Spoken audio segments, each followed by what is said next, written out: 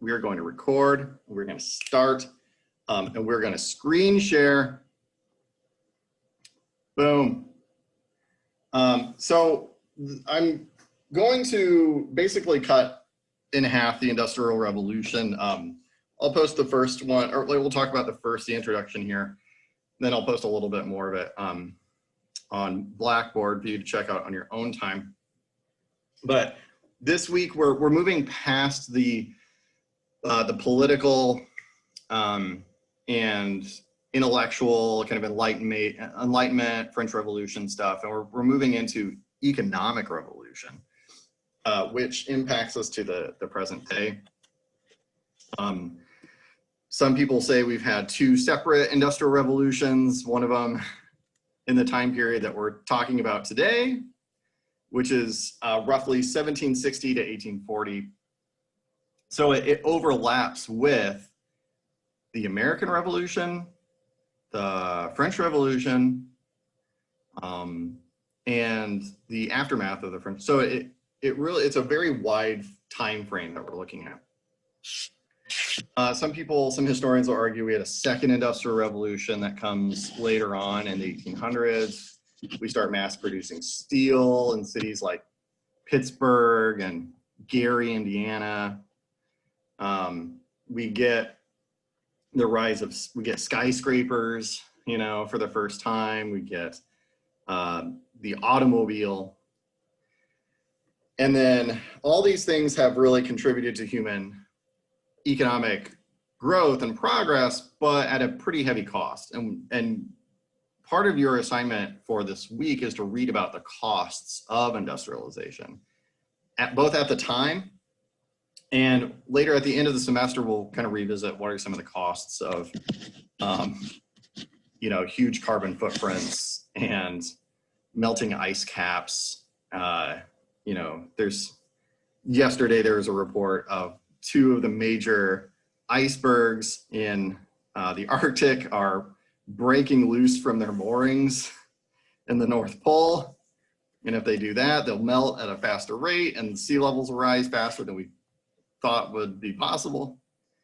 Good stuff. And it's all because of, this industrial output we've been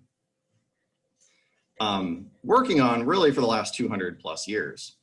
We've been building factories, burning coal, later on burning natural gas and petroleum for fuel. And all that energy releases byproducts into the atmosphere. But in the meantime, we're not focused on that. We're focused on, holy crap, we can produce machines and exponentially increase energy production to make more efficient output in terms of economic activity, usually in manufacturing, but also in transportation. Inventions are able to propel society forward in a way that we just had not seen in human history until a couple hundred years ago. So that's basically the Industrial Revolution, right? This advance in machinery and energy output, first through coal and then up through other fossil fuels and natural gas. And this changes, and this is something I've been dancing around, this completely changes the shape of economies in the Western Hemisphere forever. We're never gonna go, unless we have World War III and we nuke each other back into the Stone Age, we're never going to have a reason to revert back to a period before factories, before the assembly line, before railroads and freight being moved across the oceans. We're never going to revert back to a time like that as long as we have the technology to do so. This is both a great thing and a bad thing. It's great in the short term, it's bad in the long run. But regardless, it changes the shape of our economies, our societies, and our politics forever and ever and ever and ever. So that's your basic kind of intro to the Industrial Revolution in terms of defining what this term is. And one of the questions on your exam will be talking about the Industrial Revolution. So this is important to know. Okay, I'm moving on. If I'm moving too fast, I'm going to post this on Blackboard and you can revisit it at a different time. So the key thing to note also is the Industrial Revolution first takes place in Great Britain. England is the site of most of the coal digging and manufacturing that kicks off the Industrial Revolution. Great Britain as a whole, Great Britain, by the way, Great Britain is England plus Wales and Scotland. So it's the entire right side of this map that you see right here. The United Kingdom at the time was Great Britain plus Ireland, and that's no longer the case, but whatever. So the reason why the Industrial Revolution kicks off in Britain is because they have lots and lots of coal. They're basically the West Virginia of Europe, and they just have massive coal deposits. Now there's coal in other places in Europe too, in France and Germany. Just like there's coal outside of West Virginia, there's some in Virginia proper, there's some in Illinois. We have coal mines in Illinois. So coal is everywhere, but it's Britain that first develops the means to get at those coal veins and dig them up and use lots and lots of coal for fuel. Another reason why the Industrial Revolution begins with Britain is because they have an empire from which to draw lots of raw materials. So they have this coal, they dig it up, they use that coal to fuel their factories. They get the raw materials though. So for instance, cotton, they have cotton farms and cotton plantations in Egypt, and Egypt is a British colony for most of the 19th century and into the 20th century. And Egyptian cotton, if you've ever felt anything made of Egyptian cotton, it's extremely smooth and silky, lots of high fiber count and things like that. So they're able to get that cotton from Egypt, bring it to Britain, and then use that cotton in their factories to make textiles, make clothing at a very, very efficient pace. They're able to mass produce blankets and clothes and picnic table cloths and things like that. And then they sell those finished products back to their colonies, right? They sell the clothing and the blankets back to Egyptians at a profit, and to people outside of their empire as well. This is the case also in India. They're able to import things like tea and spices and indigo, which is used to color clothing, other kinds of dyes like that. And they're able to just import these raw materials because they have lots and lots of colonies. The British Empire is the largest empire in the world at the time. And also Britain is the site of certain technological breakthroughs, which we're going to talk about right now. The steam engine is one. James Watt is the first to, I guess, kind of perfect the notion of the steam engine. Like the steam engine had been around a little bit, but James Watt is the first to come up with a working model that's actually pretty efficient, which is why we still measure units of energy in watts. It's named after James Watt. But he's a British engineer, and he perfects the idea of the steam engine from what was originally used as kind of the prototype for steam engine, which is water pumps. Places like the Netherlands have been using water pumps to drain their swamps, drain their kind of low-lying level they're basically able to reclaim land from the ocean in the Netherlands, and they do so by using water pumps. They're able to pump out water from like wetlands and places that are under sea level. And James Watt looks at this and he's like, water pumps are great. Britain doesn't really need water pumps. What else can we use though, this machine for? What other purposes can this machine serve? And he perfects the notion of utilizing steam power, and you get steam by burning coal. Steam produces pressure, which can be used turn the machine wheels and work its machinery.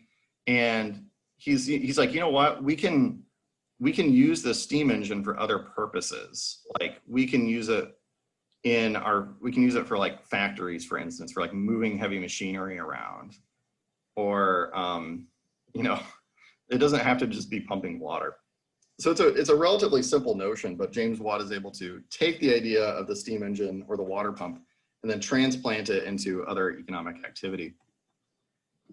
To follow up on this, Robert Fulton builds the first successful steamship using this same concept of displacing water.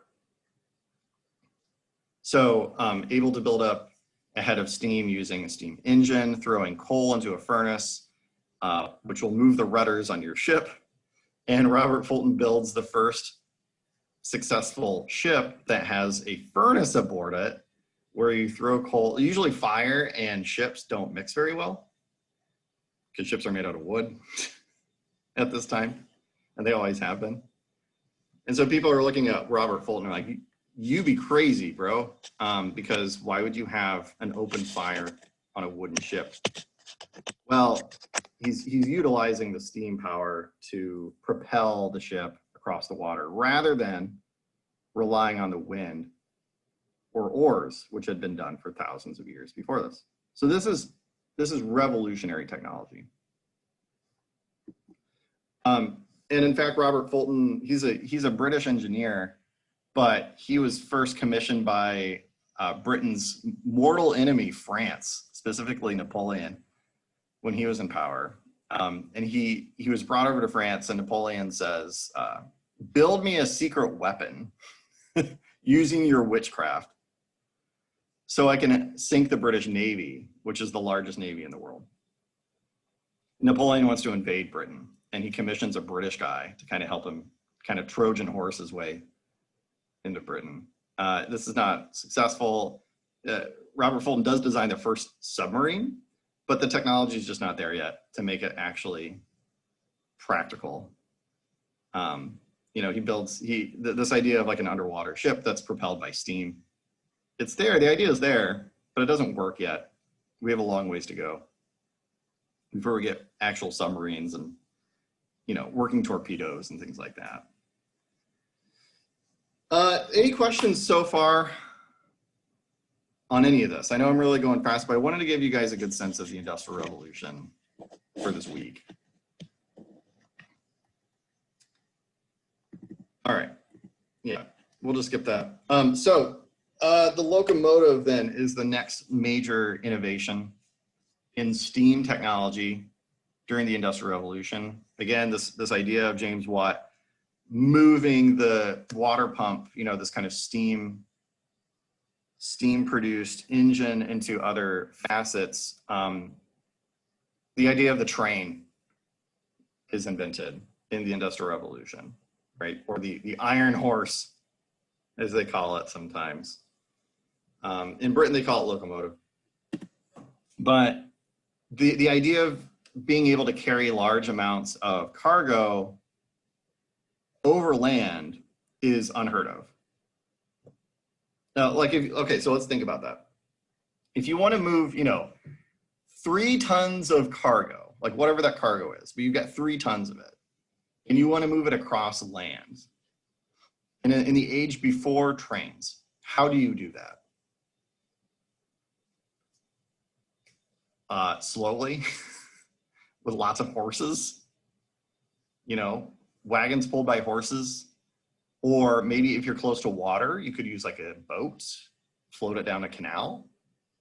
By far the most efficient way of moving cargo before the steam engine was aboard ships, right? You build a big ship and you throw the cargo on the ship and it sails across the water and it gets to a port and there you unload the cargo. But if you don't live anywhere near a port, it's really freaking hard to get large amounts of cargo over land. Like you're just like physics. Physics are a thing, and they limit you in how many, you know, tons you're able to move at a time.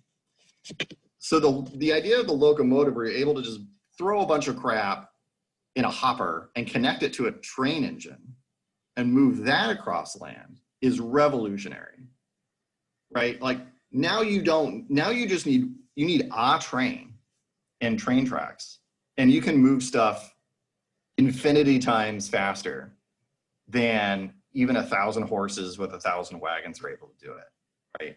You have one machine that's able to do this instead of having to, rely on all these horses and wagons that all need drivers, and you need to feed the horses. And if the horses break a leg, you need to shoot them and turn them into glue and replace it with another. Like, you know what I mean? It dramatically simplifies the movement of goods across land. So I can't stress this enough. Like the train, the locomotive is extremely important. That's how we're able to get, fish in Illinois in our supermarkets. Like it's how we're able to get Wrangler jeans imported from San Francisco or wherever it's made. Like this is how.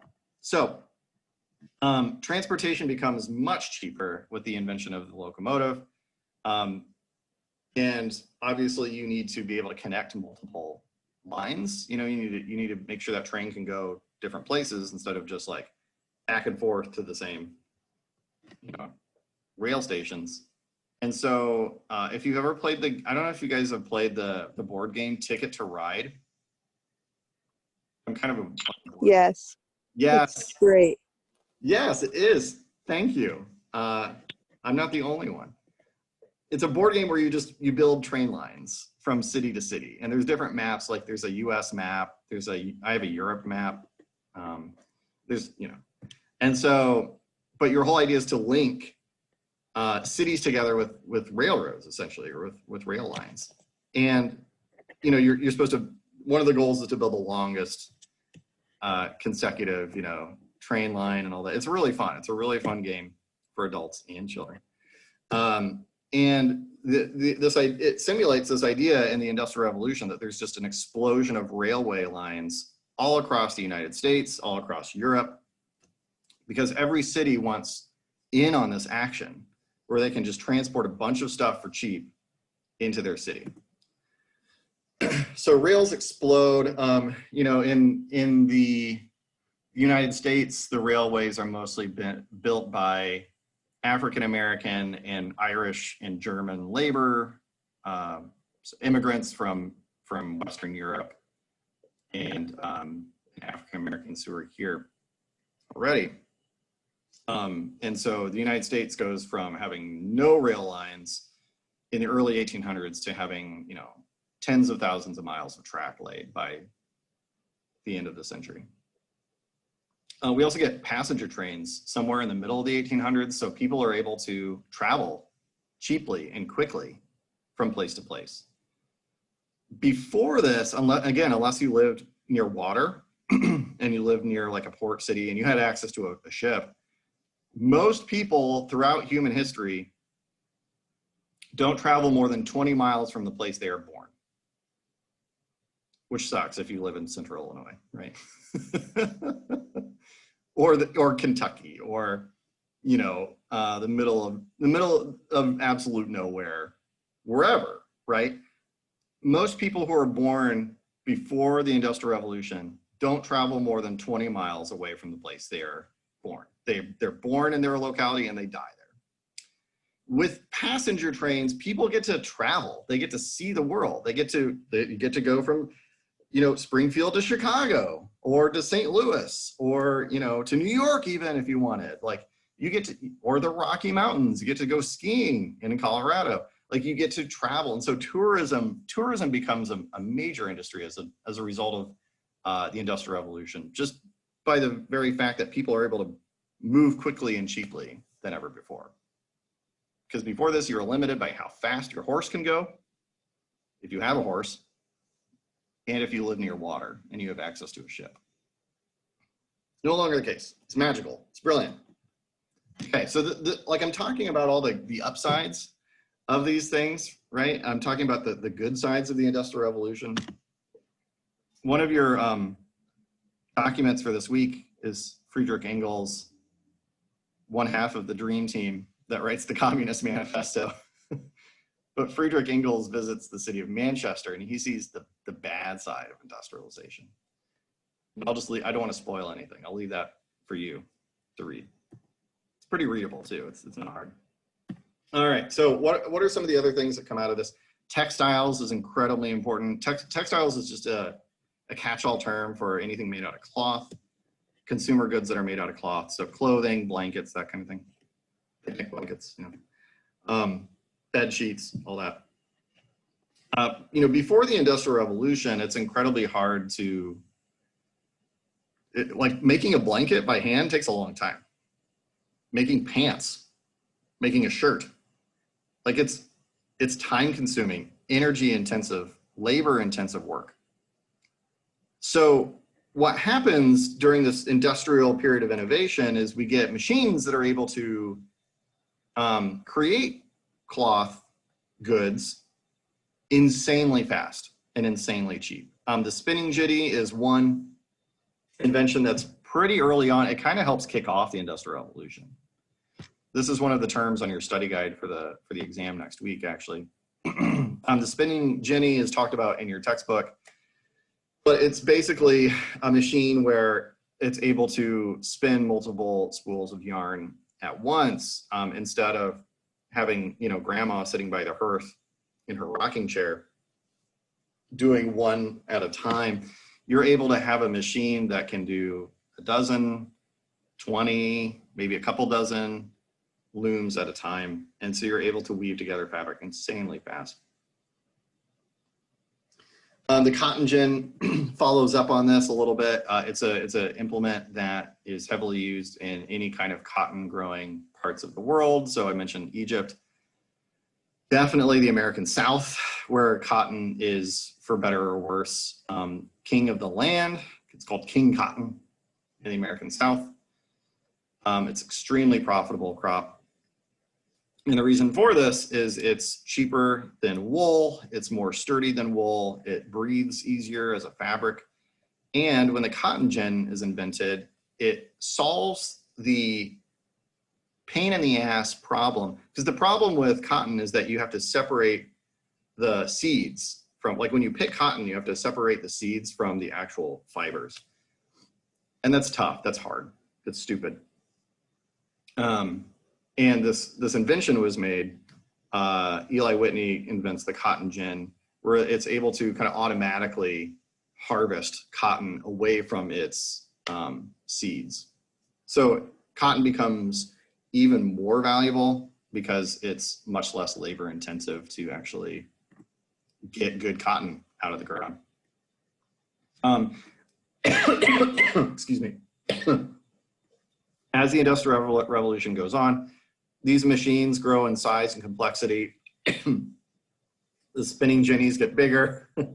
Eventually we see the rise of like modern factories where lots and lots of workers are put in them to service lots and lots of machines all at the same time.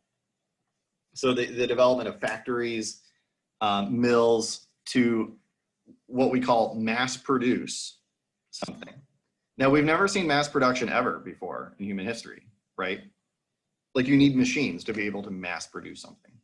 And here we are. When we get to the 1800s, we see the rise of factories that are fired by coal or simply just large workshops that house, you know, hundreds of spinning jennies with hundreds of workers between them all. But the point is we're able to mass produce products like never before, you know. It exponentially increases economic activity, which is a good thing. It's objectively, that's a good thing, right? You don't want to have to pay $100 for a t-shirt. You want to pay $5 for your Old Navy t-shirt because that actually makes sense. Because someone did not hand make that t-shirt. There's a machine that did it in about 5 seconds. So there's this boom in finished products that takes place across a bunch of different industries. Textiles, I mentioned, ad nauseum. Also, we see the rise of glass. We're able to create furnaces that manufacture glass. Glass is made simply by melting sand, but there's a lot of processes to that. And glass is really valuable. It's kind of hard to get before the Industrial Revolution. But with the rise of, specifically glass manufacturing factories, we're able to import sand by ship and then by train. You can get it to your factory cheaper and faster because not everyone lives near sand. And then, we're able to smelt that sand into glass. So glass becomes a very popular consumer good that people use in their houses and homes for the first time on a mass scale.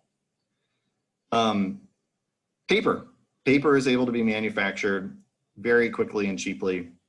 Paper's been around since Egypt, really. Ancient Egypt had like a form of manufacturing paper. It's called papyrus. But like actual like tree pulp paper that we know and love today, this kind of stuff that we have, you can get 500 sheets of paper for $5 at Office Depot or something. It's incredibly cheap for the first time, because before this, paper is pretty expensive. We're able to mass produce weapons. So this is maybe a negative of the Industrial Revolution. Muskets are pretty hard to make and to manufacture, but with the rise of arms factories, we're able to mass produce muskets and eventually rifles, so guns. We're able to mass produce cannons. Later on in this class, we'll talk about World War I. Mass producing noxious gas, chemical warfare to gas your enemies into submission, or barbed wire in the trenches of World War I. These are all mass-produced weapons of warfare. So this is maybe a negative of being able to mass-produce weapons of humans being able to kill one another faster and more cheap than ever. You could probably count that as a downside. Then there's other random miscellanea tools. We're able to mass produce things like hammers and hand saws and stuff like that. Chemicals used in a variety of different things, and metals. I mentioned steel earlier, and steel's always been around. It was extremely hard to make. Steel's been around since the ancient period, in fact. But you need a very, very, very hot furnace to smelt steel, to turn iron into steel. And it's a very, very, very special, expensive process. But by the end of the 1800s, we're able to mass produce steel, which gives us things like cars and skyscrapers and, lots of other cool things. One of the intellectual underpinnings of the entire Industrial Revolution is a guy named Adam Smith. Now he's known as an economist. You probably heard his name before somewhere along the line. Adam Smith did a bunch of stuff. He was a poet, he was a philosopher, he wrote on politics. The thing he's best known for is his books. It's actually two books called Wealth of Nations. And in it, he talks about a lot of stuff. I had to read Wealth of Nations in college. Oh my gosh, it's not a fun read, but it's an important one because he talks about the division of labor and the importance of having workers who specialize in one task and they're really good at that one thing. And if you have a bunch of workers along something called like an assembly line, you're able to mass produce goods way faster than if you had one worker who had to, in the very beginning of the book, he uses the anecdote of making a nail, like what goes into making a nail to hammer into wood. And he's like, well, you gotta melt the iron down, and then you gotta pour that into the cast, and then you gotta cool the cast, and then you gotta tap it out, and then you have to shape, then you have to file it down, and then you have to put it in a box with a bunch of other nails, and then you have to ship that to market. And Adam Smith was like, instead of one guy doing this, and you can make 20 nails an hour doing this, you can have 20 guys making every step along that process, specializing in one task, and you get 1,000 nails an hour. So this idea of division of labor, of specializing your work, you guys are in college and you're majoring in this or that, you know, accounting or history or, you know, HVAC or like nursing, whatever it is, you're specializing in some element of work. You're not a Renaissance person. You know, you don't learn how to do everything. You're not a jack of all trades. You specialize in one thing and you get really good at it. You get a job that way, right? So yeah, it makes sense. So Britain for a while becomes the workshop of the world. They're the leader in manufacturing. The United States comes later. Later in the industrial game, it takes us a while to manufacture stuff. Germany is late to the game. But Britain is the first one to kind of plow the trail. And it's mostly because of their resources that they're able to bear and their empire that they're able to call upon. They have special circumstances that kick off the Industrial Revolution. That might be a question in your exam. I don't know. Where does it start? You know, it doesn't start in Switzerland. It doesn't start in the United States. It starts in Britain. Okay. So I think that's about good. I've got other stuff on here that, you know, just isn't super important, but there's a map that gives you kind of an idea. I mean, look at Britain, aka the United Kingdom. It's got thousands of miles of rail track laid by the middle of the 1800s. It's got lots of the little red dots are all coal deposits. It's got tons of those. Compare that to like France. You know, they've got very little in the way of rail. They've got coal, but it's kind of hard to get to. The nice thing about British coal is it's right on top of the like you don't have to dig very far to get to the coal in Britain. Other parts of Europe are not so lucky. That's what makes West Virginia such a place to get coals. It's relatively easy to get to, although we've dug most of it up, so that's not good. But yeah, you can see the kind of spread of industrialization around Europe at the time. But that's about all I have for you guys. Are there any questions about any of this? Was I unclear? Did I go too fast about anything?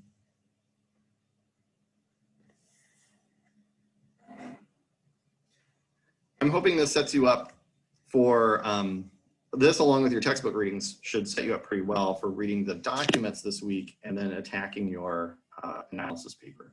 So we've got another analysis paper that's due by the end of Friday this week. Please consult your notes, or the notes that I wrote for you on your first paper. They're on Blackboard. Also, I uploaded a sample paper to the week 4 folder. Now it's from a different class and it's on a different topic, but I wanted to give you guys a good idea of what an A+ paper looks like with these things. Because this person, it's another student, I didn't write this. It's a student who had to answer a prompt, and he or she uses lots of evidence from the perspectives from the past. Their citations are beautiful. And it's just a good like example of what, you know, one of these papers looks like in an ideal way. Yeah, so that's what's going on Friday. We'll break down, we'll talk about Frederick Engels, one half of the Dream Team, who writes the Communist Manifesto. We'll talk about him on Friday. Talk about factory life on Friday as well. And if you have any lingering questions about the paper, we can also answer those on Friday. Other than that, happy writing. Yeah, I wish you guys all the best. If you have any questions, let me know. Anytime, I'm here. All right, other than that, I will see you guys later. Have a great Tuesday. And yeah, I'll see you on Friday. Bye, everybody.